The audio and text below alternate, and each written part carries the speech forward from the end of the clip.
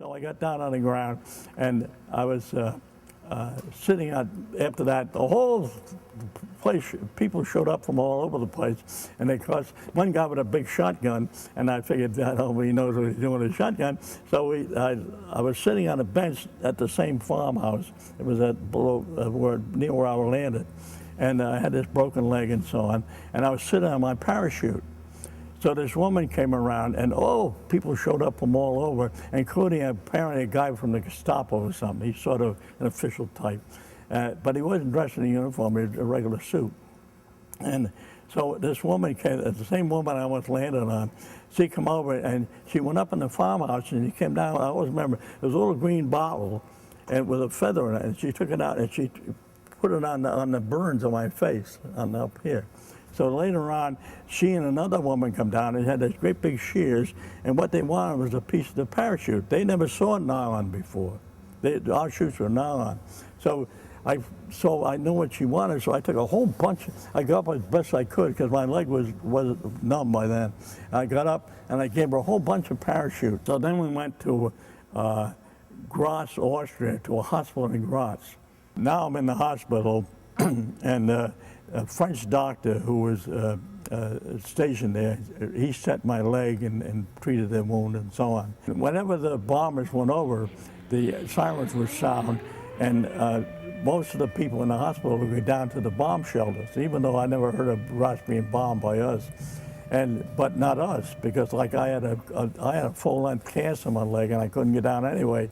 But eventually they put me on a train to bring me up to Germany, and they assigned, there was about 4 of us, and they assigned 2 German soldiers to us to guard us. And then we traveled by train from Graz up to Vienna. So we arrived in Vienna, we got out of the train, we were put on the side, and the one thing I remember about that is the long steps I had to go up to the street. Remember, I had a full cast on, to the street to get on a streetcar, where for that night they put us in a German camp somewhere outside of Vienna. The next day we were put on a regular train, which is a regular passenger train, and went up and were sent to Germany. I ended up in another hospital in Germany.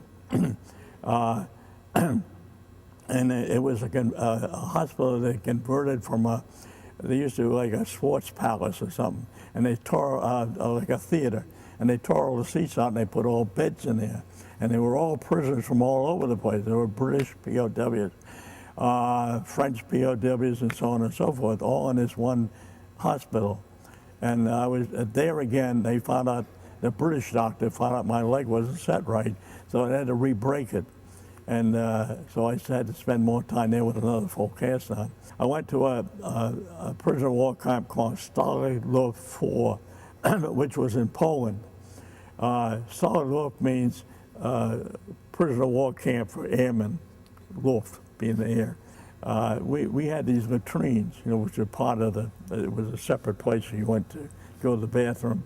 And these, every day, this German guard with a Russian prisoner would come with this great big horse-drawn cart, and they would suck out the stuff from around the latrine with this great big tank. And the tank was operated apparently by some kind of a gas engine.